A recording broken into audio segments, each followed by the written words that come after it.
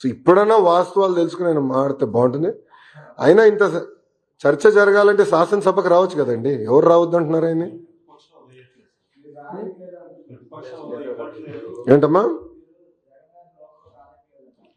Media మిత్రులు, మీరు అందరూ ఒకటి గమనించాలి. రోడ్ల పైన పోలీసుల సంఖ్య తగ్గింది, పోలీసులు పెద్ద కంపట్ల, పరదాలు లేవు. ఎవరంటే వాళ్ళు ప్రశాంతంగా రావచ్చు. ఆయన ఒక పులివెందుల ఎమ్మెల్యేగా ఆయన హక్కులు ఉన్నాయి, ఆ హక్కులను వినియోగించుకోవచ్చు, హౌస్కి రావచ్చు, ప్రజల సమస్యల గురించి అక్కడ ప్రస్తావించవచ్చు. కానీ నిన్న ఎప్పుడైతే భారీ మెజార్టీతో కూటమి గ్రాడ్యుయేట్ ఎమ్మెల్సీలు గెలిచారో ఆయన భయం పట్టుకుని బెంగళూరు నుంచి ప్రత్యేక విమానం వేసుకుని పరిగెత్తుకుంటూ వచ్చి ఈరోజు ప్రెస్ మీట్ పెట్టారు. 2 రోజులు మళ్ళీ బెంగళూరుకి వెళ్ళిపోతాడు. నాకు ఎలాంటి డౌట్ వద్దు మీకు. కరెక్ట్గా 2 రోజులు ఉంటే 2 రోజుల తర్వాత బెంగళూరుకి వెళ్ళిపోతాడు. సో రమ్మని చెప్పండి, ఆయన్ని రమ్మని చెప్పండి. చట్టాన్ని ఉల్లంఘించి ప్రతిపక్ష హోదా ఇవ్వమంటారు ఆయనకి? ఇప్పుడు జగన్మోహన్ రెడ్డి గారికి చట్టాన్ని ఉల్లంఘిస్తాం బాగా అలవాటు స్వామి, అందుకే అన్ని కేసులు ఆయన పైన. ఇప్పుడు రూల్స్ ఏం చెప్తుంది? పార్లమెంట్ కానివ్వండి, అసెంబ్లీ రూల్ బుక్ చాలా స్పష్టంగా 10% ఉండాలి అని చెప్తుంది.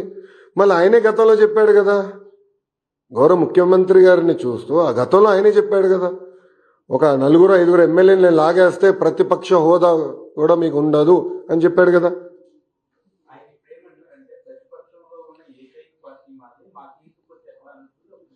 రమ్మని చెప్పండి సార్. ఐ థింక్ రోల్ 11 వాళ్ళకి కేటాయించాం. రోల్ 11లో కరెక్ట్గా 11 మంది కూర్చోవచ్చు. రమ్మని చెప్పండి, చర్చిద్దాం. వాళ్ళకున్న సంఖ్య ప్రకారం, అంటే ప్రజలు నిర్ణయించిన సంఖ్య ప్రకారం టైం వస్తుంది అని మాట్లాడచ్చు. ఎవరు మాట్లాడొద్దన్నారు? ప్రతి సభ్యుడికి స్పీకర్ గారు మైక్ ఇస్తున్నారు, డిప్యూటీ స్పీకర్ గారు మైక్ ఇస్తున్నారు.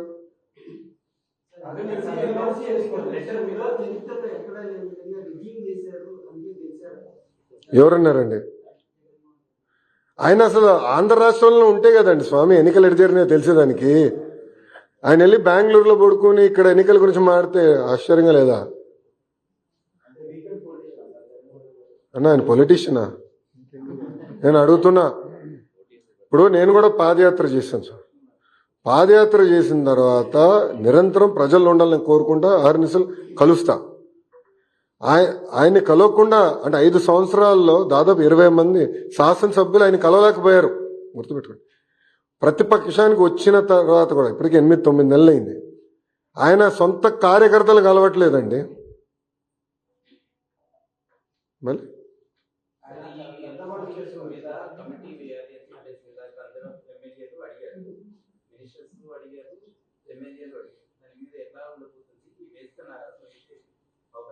అది స్పీకర్ గారు ఇవ్వాల్సిన డైరెక్షన్. స్పీకర్ గారు ఇవ్వాల్సిన డైరెక్షన్ గురించి నేను మాట్లాడకూడదు. స్పీకర్ గారు ఏ నిర్ణయం తీసుకున్నా ప్రభుత్వం దానికి కట్టుబడి. రాష్ట్రానికి ఆదాయం రావట్లేదని ఆయనకి ఎవరు చెప్పారండి? ఏ కలలు కంటున్నాడు ఆయన? ఏ ఆత్మ చెప్పిందమ్మా? ఎందుకంటే ఆయనకు ఆత్మలతో మాడతాం బాగా ఇష్టం స్వామి. రాత్రి ఒక ఆత్మతో మాడతాడు, పొద్దున ఒక నిర్ణయం తీసుకుంటాడు. రాష్ట్రం వాళ్ళు చేసిన విధ్వంసం వల్ల ఆదాయం పడిపోయింది. దారి తప్పిన రాష్ట్రాన్ని సరైన దారిలో మేము పెట్టాం. ఈరోజు ఆదాయం పెరుగుతుంది. 1 by 1 సెట్ చేసుకుంటా మేము వస్తున్నాం. అమరావతి వన్స్గా నేను చెప్తున్నా, it is a self financing project. కేంద్ర ప్రభుత్వం 15,000 కోట్లు అమరావతికి నిధులు కేటాయించింది. ఆ నిధులు మేము ఖర్చు పెడుతున్నాం. దానిపైన ఉన్న ఇంట్రెస్ట్ కానీ టర్మ్ పేమెంట్ కానీ అది కేంద్ర ప్రభుత్వం చేస్తుంది. పోలవరం ప్రాజెక్టుకి నిధులు ఈరోజు మంజూరైన. అంతెందుకండి, ఎన్నికల ముందల విశాఖ స్టీల్ ప్లాంట్ ప్రైవేటీకరణ అవుతుందని చెప్పిన వాళ్ళు వైకాపా నాయకులు. ఈరోజు కూటమి ప్రభుత్వం కలిసికట్టుగా పోరాడి విశాఖ స్టీల్ ప్లాంట్ని ప్రైవేటీకరణ జరగకుండా చేసుకున్నాం. అది మాకున్న చిత్తశుద్ధి.